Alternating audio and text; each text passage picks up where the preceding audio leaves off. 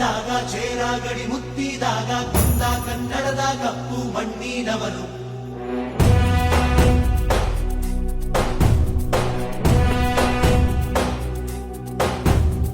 ವಜ್ರ ಬಲ್ಲಾಳರಾಯ ಸೋಗೆ ಬಲ್ಲಾಳರಾಯ ಕತ್ತಿಗಲೆ ಬಿತ್ತಿ ಹೋದ ವಂಶಾದವನು.